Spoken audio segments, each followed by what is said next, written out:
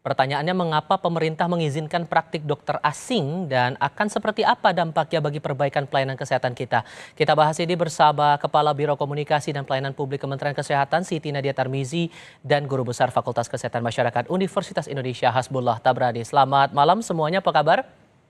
Selamat malam. Salam sehat. Terima kasih semuanya sudah hadir dalam diskusi kami. Bu Nadia, kita masih defisit sekitar 120.000 dokter. Apakah dengan izin dokter asing yang tertuang dalam peraturan pemerintah ini jadi satu-satunya peluru untuk mencukupkan jumlah dokter di negara kita?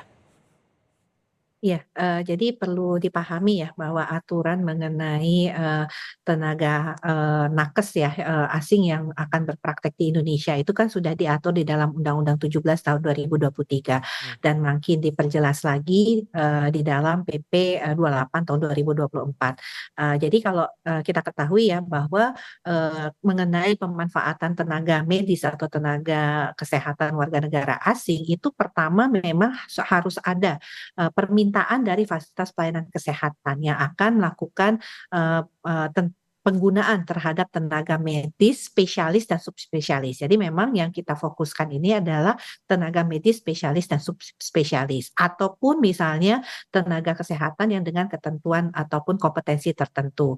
Kedua adalah tenaga asing yang tentunya untuk ahli teknologi atau ilmu pengetahuan. Ini yang seperti kita lakukan misalnya kita bekerja sama dengan Kerajaan Arab Saudi ya pada waktu, kita lakukan operasi, jantung untuk anak dan dewasa di Rumah Sakit Adam Malik. Dan ketiga ada ketentuannya bahwa paling lama itu hanya 2 tahun dan diperpanjang hanya 1 kali untuk 2 tahun berikutnya. Jadi warga negara atau tenaga medis, warga negara asing baik nakes dan, tenaga medisnya itu hanya maksimum 4 tahun. Jadi memang, kalau kita melihat bahwa tenaga asing, nakes, dan, NAMED ini tujuannya adalah untuk, mempercepat akses layanan kepada masyarakat. Ini yang pertama. Hmm. Jadi, kita tahu seperti, kasus penyakit jantung bawaan pada anak itu, total 1 tahun 12.000 Mas, tapi yang bisa kita tangani dengan ketersediaan jumlah dokter spesialis itu hanya separuhnya atau 6.000-nya. Nah, oleh karena itu kan, supaya masyarakat bisa mendapatkan akses, ini yang, kita kemudian melakukan, kerjasama dengan mendatangkan, tentunya tenaga kesehatan maupun tenaga medis, dokter asing. Oke. Tetapi kalau untuk berpraktek itu harus melalui sebuah fasilitas pelayanan kesehatan dan dia tidak bisa berpraktek sendiri, Mas. Oke, kalau saya tegaskan lagi pertanyaan saya sebelumnya, artinya inilah peluru satu-satunya untuk mengurangi atau bisa menambal kekurangan jumlah dokter kita itu dengan mendatangkan dokter asing itu? Ada beberapa sebenarnya strateginya. Selain tenaga asing, kita juga membuka, beasiswa. Jadi beasiswa per tahun itu, berjumlah hampir 3.000 beasiswa yang disiapkan baik untuk menempuh pendidikan dokter spesialis atau internship. Ini yang pertama. Yang kedua adalah kemudahan dalam SIP dan STR.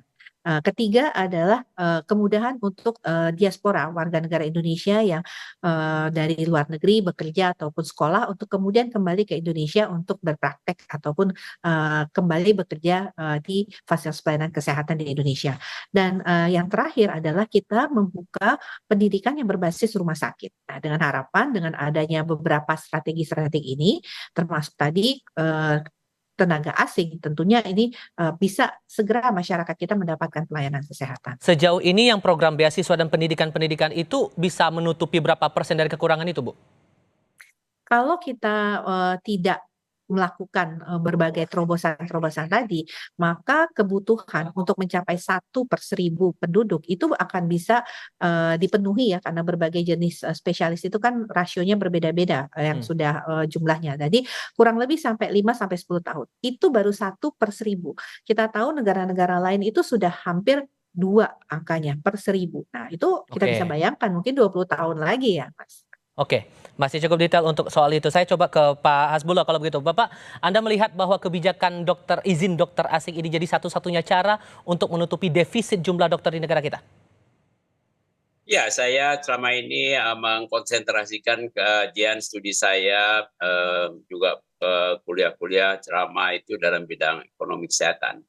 Dari sudut pandang ekonomi kesehatan sederhana, dalam ilmu ekonomi juga sama, yaitu konsumen. Dalam hal ini ya pasien.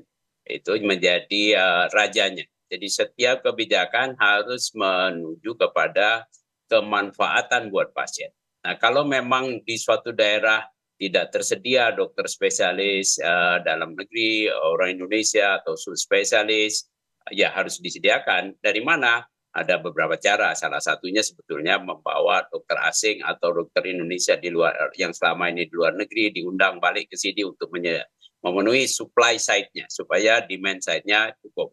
Nah, apakah dokter asing itu bisa berpraktek atau tidak itu urusan lain karena ada faktor-faktor lain juga. Mereka secara prosedur sudah disiapkan di sini. Tapi apakah mereka mau, uangnya cukup apa enggak, gajinya memadai apa enggak, mana lebih untung, itu hal lain yang perlu dipertimbangkan nanti.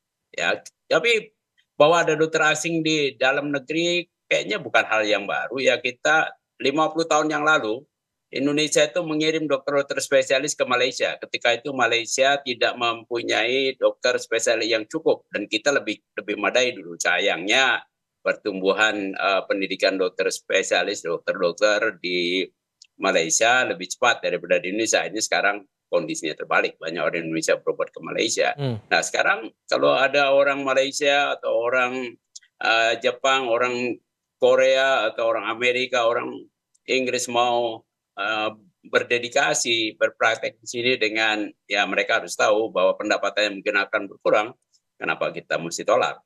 Ya. Oke, tapi kalau kemudian, karena kan banyak kritik juga yang datang dari berbagai pihak soal izin dokter asing yang diberikan oleh pemerintah kepada dokter asing yang mau masuk ke berpraktik di Indonesia begitu, apa menurut Anda efek negatifnya kalau aturan ini, kebijakan ini tidak diawasi, tidak dengan pengawasan ketat begitu? Ya, pengawasan ketat tentu yang diperlukan adalah pengawasan kompetensi dan kualitas dan memastikan bahwa keberadaan mereka di Indonesia itu bermanfaat. Jadi mereka harus bisa menyelenggarakan praktek-praktek kedokteran yang bermanfaat buat pasien. Kalau kita tidak punya atau transfer teknologi dalam bekerja tim, itu silakan saja, nggak ada masalah. Kalaupun mereka tidak bisa bahasa Indonesia, kalau dia bekerjanya hanya dalam tim di rumah sakit, yang berkomunikasi dengan tim, itu juga tidak masalah. Mungkin ada kekhawatiran dari beberapa kawan-kawan saya, ya itu biasa-biasa aja. Setiap kebijakan selalu ada pro kontranya. Ya, tapi mari kita lihat mana manfaat terbesar. Tapi kalau kemudian, sorry saya potong di situ Pak, maaf. Ya. Tapi kalau kemudian kita merujuk dari pernyataan Pak Joko Widodo tadi bahwa dari yang tercatat selama ini 50% lebih dokter itu numpuk dalam tanda kutip itu di Pulau Jawa. Apakah masalah kebutuhan secara kuantitas jumlah dokter itu karena penempatannya tidak merata, distribusi dokter tidak merata atau ada faktor lain? Ya, ada distribusi yang juga menjadi masalah dari dulu. Kenapa? Karena uang adanya di Jakarta. Dan itulah sebabnya ini harus diikuti dengan faktor lain. Misalnya, karena sebagian besar pasien sudah merupakan pasien JKN, pasanglah tarif JKN di daerah di luar Jawa yang lebih tinggi. Sehingga memberi insentif buat para dokter spesialis atau subspesialis baik dalam negeri maupun luar negeri, nggak peduli asing atau tidak asing, yang penting dia punya kompetensi yang baik dan bisa melayani masyarakat dengan baik, diberi insentif finansial yang memadai di luar Jawa, why not? Karena yang diuntungkan adalah masyarakat di luar Jawa itu. Yang distribusi yang lama memang itu karena faktor-faktor di masa lalu yang tidak punya ada jaminan, sebagian besar orang yang punya uang ada di Jawa. Tentu saja ada gula ada semut, ya dokter ngapain praktek di Tual sana kalau nggak ada yang bayar, ya walaupun pasien banyak yang memerlukan. Nah itu bagian yang merupakan reformasi sistem kesehatan yang harusnya dilakukan secara sinkron. Jadi nanti bayaran JKN-nya juga harus disiapkan supaya bisa menarik.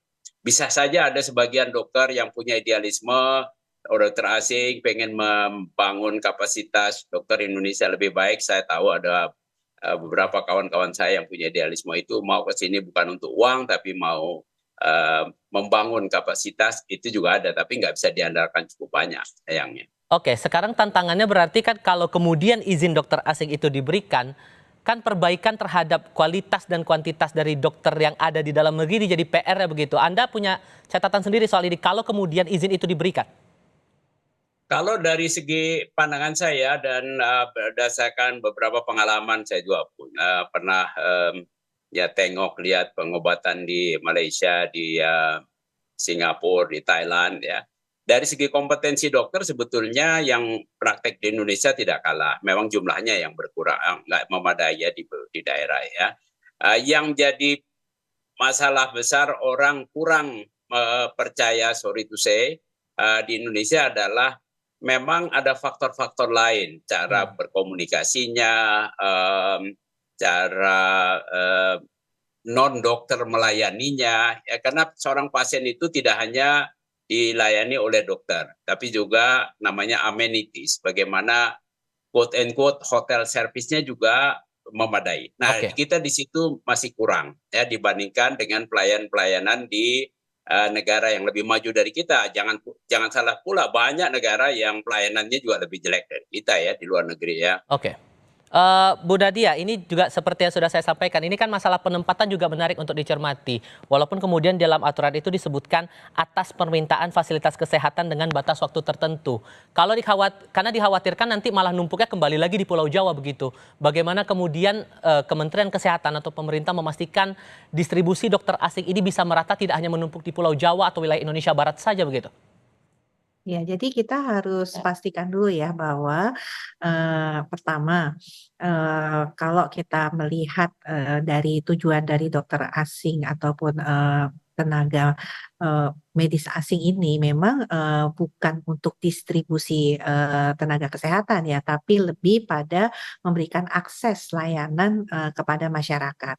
Nah, kan artinya kalau kita lihat ini kan kembali lagi tadi saya sampaikan bahwa ini atas permintaan fasilitas pelayanan kesehatan dan tadi disampaikan Prof. Hasbullah juga ya mengenai kendala bahasa itu juga sudah diatur di dalam undang-undang bahwa dokter asing atau tenaga asing itu Fasyankes yang mengusulkan untuk mendayagunakan mereka itu harus menyiapkan fasilitas untuk bahasa ini gitu. Jadi memang ini sudah diatur ya di dalam undang-undang. Nah, kembali lagi bahwa bagaimana kita memonitor jangan sampai terjadi penumpukan tenaga medis ataupun tenaga kesehatan pada satu tempat. Tadi kami sampaikan bahwa saat ini STR dan pengurus CSIP itu kan sudah online. Nah, nanti kita bisa lihat bagaimana distribusinya. Kalau memang di daerah tersebut sudah cukup, maka tidak ada penerbitan SIP untuk tempat tersebut gitu. Dan nakes asing tadi kembali lagi ya bukan bertujuan untuk distribusi seperti tenaga kesehatan kita, kemudian dia akan ditempatkan di daerah-daerah karena dia tidak bisa berpraktek mandiri seperti tenaga kesehatan kita. Kalau kemudian karena kekhawatirannya gini Bu, kalau dokter asing itu masuk, maka akan kalah saing lah dokter-dokter yang datang dari Indonesia ini secara kualitas dan kuantitas ya begitu. Apa yang kemudian bisa dijamin oleh pemerintah bahwa saat dokter asing itu masuk, tenaga medis kita juga punya kualitas yang bisa berkompetisi lah dengan mereka? Ya, saya rasa harusnya kita tidak perlu takut ya dengan tenaga kesehatan asing ya, karena kita tahu bahwa tadi Prof. Hasbullah sampaikan dulu banyak orang Malaysia ya Prof ya belajar ke Indonesia. Jadi artinya dari sisi kualitas kompetensi saya rasa tenaga kesehatan di Indonesia atau tenaga medis di Indonesia itu memiliki kompetensi yang cukup. Hanya saja memang yang perlu menjadi tentunya concern kita saat ini adalah jumlahnya yang memang kurang. Jadi tidak perlu khawatir untuk tenaga kesehatan Indonesia ya selama kemudian dia meningkatkan terus kompetensinya dan kemudian kan kita merupakan orang yang paling tahu ya penyakit yang mungkin banyak terjangkit di Indonesia. Jadi seharusnya tidak perlu memikirkan dari sisi sebenarnya provider kesehatan, tapi yang justru kita harus pikirkan itu bagaimana layanan kita kepada masyarakat. Jangan sampai ada masyarakat tadi seperti saya sampaikan 6.000 bayi yang kemudian tidak bisa mendapatkan akses layanan karena memang tidak ada dokternya. Kalau begitu saya harus tanyakan lagi ini, walaupun kemudian Anda bilang bahwa tidak ada target sebetulnya untuk daerah atau distribusinya harus merata ke wilayah mana, tapi setidaknya ada concern di daerah mana begitu dari pemerintah jasa dari dokter asing ini bisa diterapkan begitu, entah itu di Indonesia Tengah atau Indonesia Timur atau wilayah lain Bu? Jadi kalau pemanfaatan tenaga kesehatan asing ini perlu kami tegaskan. Satu, bahwa berdasarkan kebutuhan fasilitas pelayanan kesehatan, baik itu fasilitas pelayanan kesehatan pemerintah maupun fasilitas pelayanan kesehatan swasta. Jadi kalau misalnya ada sebuah RSUD yang membutuhkan tenaga asing karena memang tidak tersedia tenaga kesehatan yang akan bertugas di sana, itu sangat memungkinkan untuk kemudian mereka mengusulkan untuk adanya tenaga kesehatan asing berpraktek di RSUD tersebut. Jadi mereka memang ada usulannya. Ini satu ya. Jadi kalau kita lihat distribusi, hal seperti itu bisa dilakukan oleh sebuah fasilitas pelayanan kesehatan. Yang kedua adalah tadi seperti kita bekerja sama dengan Kerajaan Arab Saudi, di mana dalam Oke. rangka alih teknologi itu kita melakukan operasi di daerah tersebut seperti itu. Jadi Oke. ada dua hal nih. Oke, terakhir Pak Hasbullah, singkat saja, secara syarat dan kualifikasi apakah cukup dalam PP itu atau harus ada yang diperketat lagi aturannya, Pak? Ya, saya kira tadi tujuan kita adalah meningkatkan akses. Tentu supaya fair, harus ada aturan yang juga menjaga kompetensi yang sama. Saya komentar sedikit tentang persaingan. Buat saya, justru kalau ada orang asing yang praktek yang quote and quote dipersepsi lebih hebat kualitasnya, jadi persaingan. Yuk kita kompetisi, ya. Nah, untuk menjadi kompetisi yang fair, disitulah perlu nanti pengaturan operasional dan pengawasan oleh pemerintah, Kementerian Kesehatan dan juga oleh Pemda diperkuat supaya kehadiran mereka memang bermanfaat sesuai dengan tujuan yang diharapkan, meningkatkan akses itu. Oke, perlu dicermati terkait dengan aturan ini, Pak Hasbullah. Terima kasih, Bu Nadia mewakili Kemenkes juga terima kasih sudah hadir dalam diskusi kami. Selamat malam semuanya. Selamat malam Mbak Nadia. Malam, Prof.